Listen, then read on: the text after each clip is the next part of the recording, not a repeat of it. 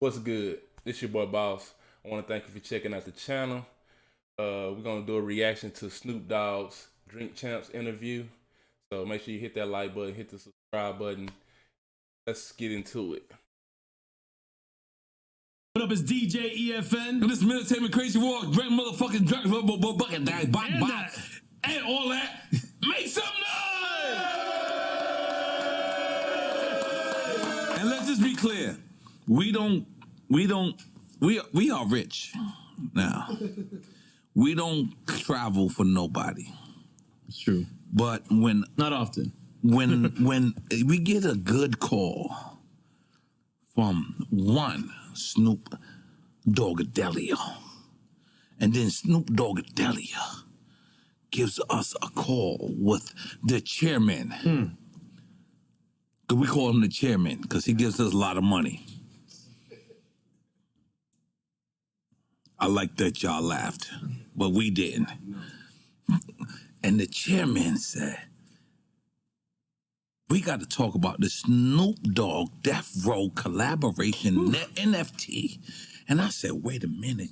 Holy moly, guacamole, you got to calm down, Mr. Sean Combs. He said, no, I'm going to get him on the phone. And then Snoop got on the phone, and this is crazy. So in case y'all don't know who the fuck we talking about, let's make some noise for the one, the only, Snoop motherfucking Doggy Dogg! Drink Champs alumni again. Drink Champs alumni. First and foremost, I want to say that Nori is so extra with his intros, bro. Like, he just so long-winded. Just get to the point, bro.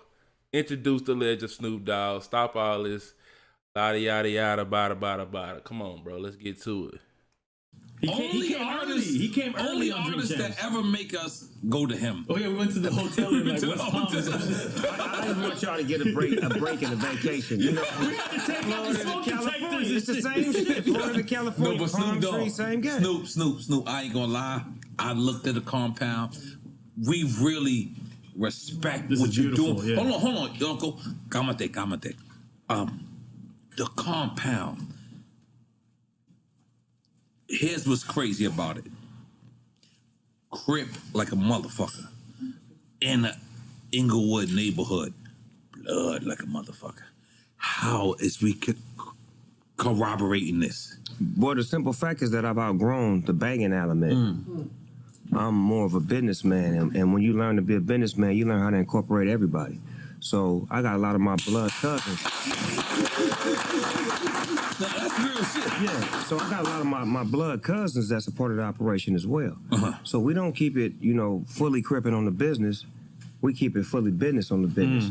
So anybody that's eligible, that's, able to attain a position, no matter what neighborhood you come from or what set you represent, we represent money, businessmen, and we try to make money to make a difference.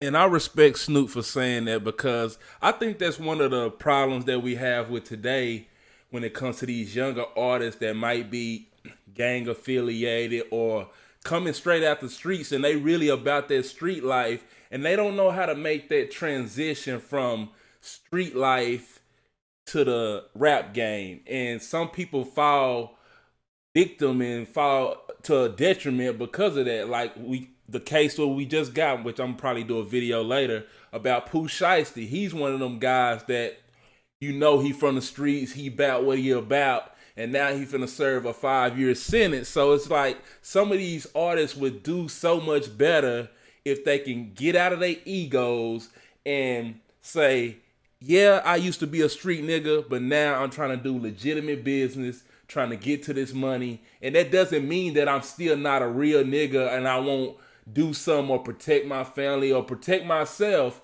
and keep it how I used to be. But at the same time, it's a point in time for that. And I feel like a lot of these new artists don't know how to get that on and off switch when it comes to coming from the streets or being in a gang. And now I'm doing legitimate business and I'm a businessman. But I'm glad Snoop said that, because a lot of newer artists need to get to that point and be able to take that on switch and off switch and turn it on and off when they need to. But let's keep it going. That's fire. Now let's just go straight to it. Snoop. Game was on our show. And Game said that Jay-Z did not want him on Super Bowl. Where are you standing with that? I don't know. That's information that I don't have. Remember, I was a guest of Dr. Dre, so I wasn't privy to the information on who was, who wasn't. All I know is that they gave me issues with me performing. Oh, so I would imagine, you know, there is some truth to it, but I don't know. I'm not. But did you see what Game said? I seen it entirely, and that's his opinion. He got his view. That's my little homie. That's my nephew. We all a family. We all up under the Dre tree. So whenever there's a misunderstanding, You all under what? the Dre tree. No doubt. There's no doubt. So, and that's I don't know why I'm under the Dre tree too. you are. And that's a beautiful thing to be up under the tree. So sometimes we quarrel, we have misunderstandings. And it's up to us as a family to get our understanding amongst us. So a lot of times when we air out, it's probably because we haven't been able to communicate with our family. So we let them know that we want to get in touch with you. And that's the way that we air it out. And I feel like that's the Game's main problem with the whole Super Bowl and the Dr. Dre situation. I feel like maybe him and Dre are not on good terms because they haven't been able to communicate and reach out. So Game's interpretation to communicate and reach out is to slander Dr. Dre or put out false narratives and bullshit of why he quote unquote wasn't at the Super Bowl. It didn't have nothing to do with none of the shit that Game says about 50 Cent being safe, Snoop Dogg being safe. Cut it the fuck out, Game. You wasn't there because this was about the legends, and just like Snoop Dogg said, this is the tree of Dr. Dre.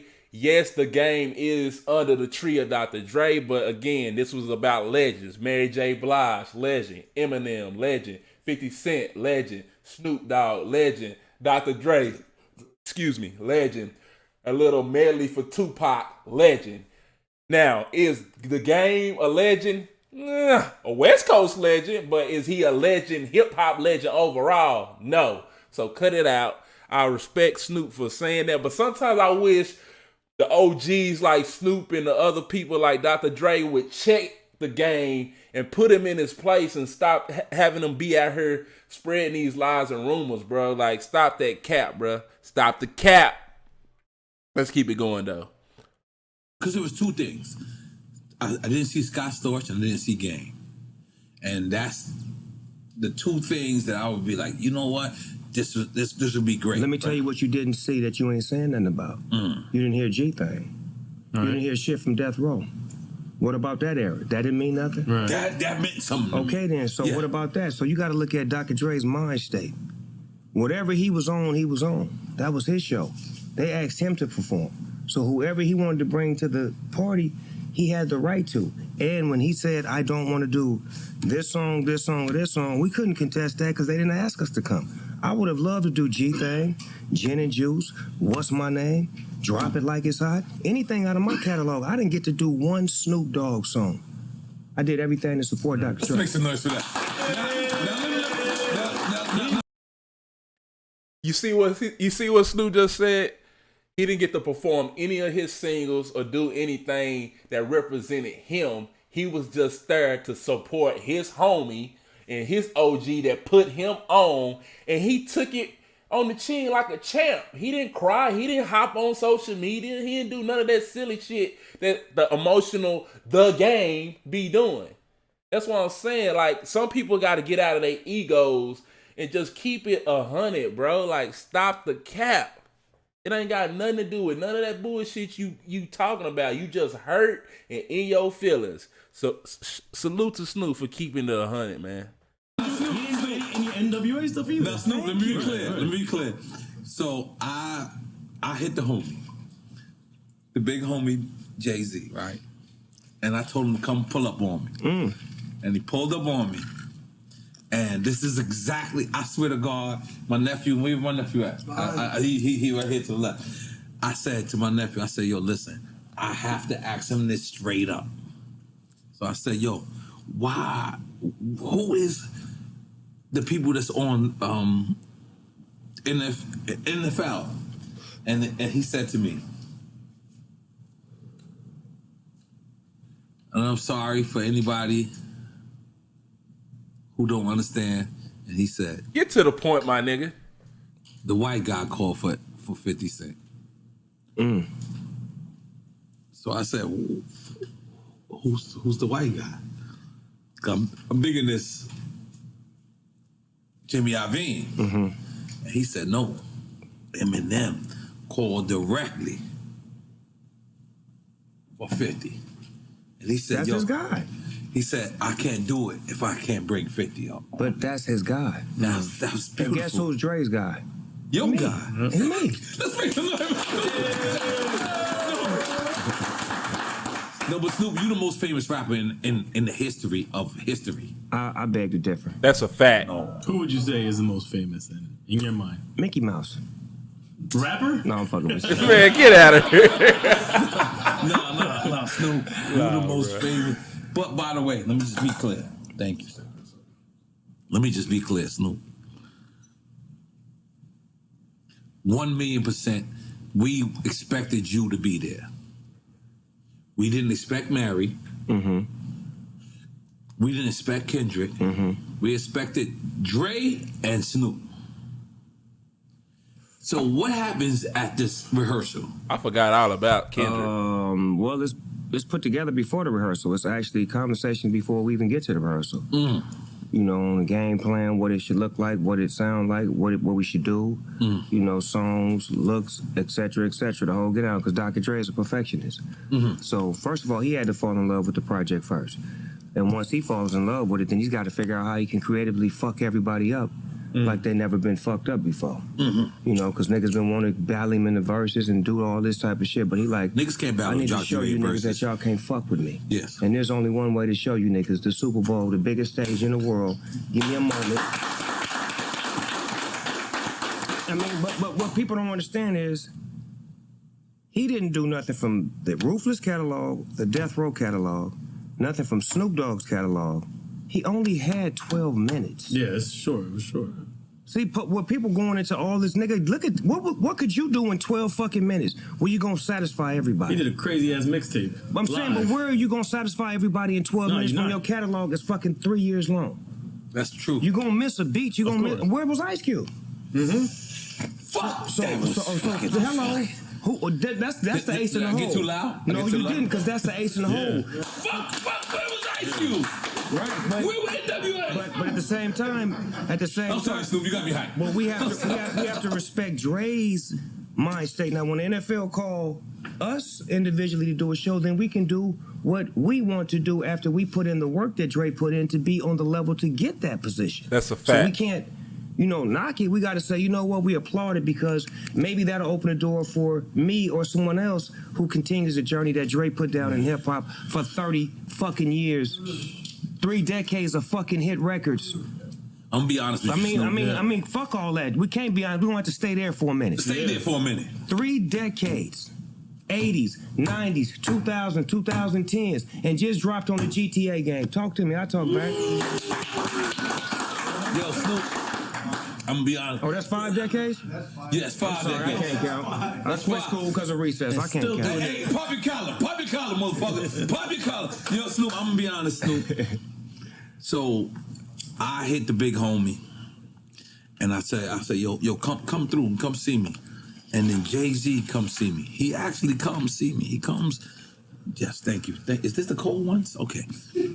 He actually comes see me, Snoop. And I ask him. I say, yo, I just had the homie game on. And I need to know, from me to you, was Game excluded? Right, was he blackballed? Because that's all we want to know. Because if he was blackballed, then fuck that. If he wasn't blackballed, then we, Game gonna have a conversation with Dre and them and get some understanding so we can keep our brotherhood. Do you know what the big homie told me? What? That nigga said, I can't tell Dre nothing. You just said what I said. it's a Dre thing. Like, he's got a lot of friends and a lot of people that he put on. And that's what I keep saying. Like, bro, if it was meant to be and Dr. Dre wanted you to be there, you would have been there, bro. Like, it doesn't have nothing to do with Jay-Z not wanting you there or anything, bro. Like, just quit it. Just stop. And when you go out there and you burn bridges like that, and he's known for burning bridges like that, you make it bad on yourself. What if Dr. Dre get another kind of look or have another idea for something, and he might have somebody wanted to bring you up, oh, let's get Game involved, and now he looking at you funny and like, nah, I can't fuck with this nigga, bro, because you never know what type of time he on. One day he feel like this, the next day he feel like that. So it's just like, come on, bro. Like, cut it out, my guy. Yes. And I don't think it was about nothing but whatever the space he was in mentally. Remember, he just went through a divorce. And the aneurysm with his head. So nobody's paying attention to none of the shit that the man going through. Like, we all go through shit individually. But when we in a highlighted moment to show our successful stories, we have to take advantage of that moment. But we still could be going through some shit. Right. And as a family, it's our job to, do what we do to support each other. So my job is to be the mediator. Right. I don't take any sides. I just love everybody the same, and I empathize and sympathize with both because I understand how both feel. I understand how Game feel. Yeah. I understand how Dre feel. How about Scott Storch? How does he feel? Because Scott. My bad, guys. This is the problem that I have with Nori. And when I watched that Game interview, he kept bringing up Scott Storch's name. Yes, Scott Storch had tremendous involvement with Dr. Dre, but Scott Storch shouldn't have been up there. Like, stop putting up, I ain't gonna say Scott Storch is a nobody, but stop just saying, oh, what about this guy? What about this guy? It wasn't about that, bro.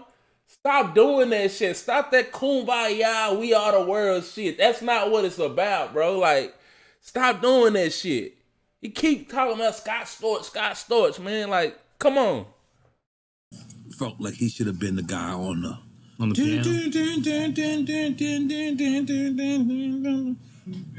No? Why would he be up there when Dr. Dre could do that? Like, he acting like Dr. Dre some peon fucking what you call it, puppeteer. Like, he needed Scott Storch and shit like that. That's one thing people don't understand when it comes to Dr. Dre and a lot of these other producers. Just because they use other people and have help when it comes to this producing shit doesn't mean they can't do that shit themselves. They just know that a specific person might have a special expertise, we'll say, and Scott Storch is one of them funky ass niggas on the keys. Can't nobody really fuck with Scott Storch when it comes to that piano. Only person I say can fuck with Scott Storch when it comes to that piano is Zaytoven. That nigga go out.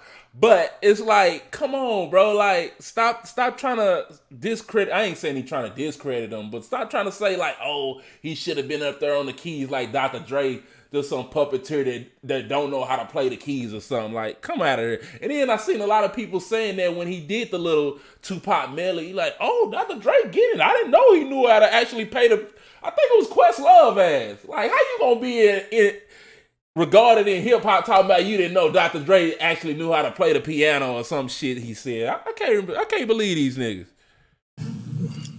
I'm asking you. Are you serious? I'm asking. Are you fucking serious? No, I'm not gonna lie. I'm gonna be honest with you. When I see the dun, I was like, damn, I felt like Scott should have been doing that. You probably 1% of America. Okay, all right. And Scott is a bad motherfucker. That's my nigga. I fuck with him. I get out with him. But certain moments ain't made for you. Yes. And that ain't with no disrespect. That's with all due respect. Right. If Dre felt like I want to showcase Scott on the piano, then I'll do that. But I don't think that was a disrespectful move with him to say, I don't want Scott. And I think it was just so much going down where he didn't pay attention to detail as far as, should I have the piano player? Should I have the nigga that played the horns? Should I have the nigga that was pop locking in the video? Should I have, the things that you remind you of what it is, or should I do something different to let you know what it is now? And that's what happens when you have too many cooks in the kitchen. It gets to a point where you have so many people chiming in. Oh, I think you should do that. Oh, I think you should do that. That it creates chaos and you're not actually putting on a good show. You need one person to have a clear head with a clear vision and they know what they want to do, you execute that, and it is what it is, bro. Like this nigga Nori, that's what I'm saying. That's why a lot of these people, and like Nori is a hip hop legend, I'll say that, but this Drink Champ shit saved him, and a lot of artists. That's what happens when they career, they get the big head, they listen to so many people, and they want to do this, instead of focusing on the main thing. One of the things LeBron James always say is like, yeah, it's cool to do all this shit, but focus on the main thing. His main thing is hooping. Nori, focus on the main thing, bro. Like, stop talking about, oh, I think he should have been this, I think he should have been that. No, bro, stop it. Dr. Dre know what he doing, bro. If he needed Scott Storch to be there, he could have been there. But he didn't need him. Because Dr. Dre ain't no peon ass nigga, bro. Like, come on. Because it's still my sound. Regardless of who played to it and who did whatever they did, this is my record that we did together. Yes. So Thank as an you. accomplishment of what we done together, celebrate the fact that those are your keys being played at the Super Bowl. It don't have to be your fingers. Everybody know that came from you. Thank you. That's your celebration right there. Right.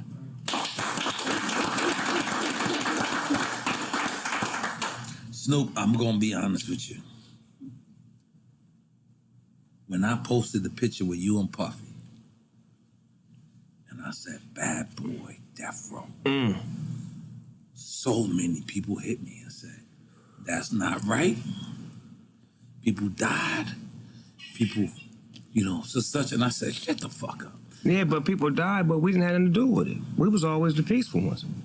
That's the epicenter of everything. They tried to get me to not like Puffy and Biggie while we was in the middle of the Death Row Bad Boy feud. And I made a choice that I had no issues with them.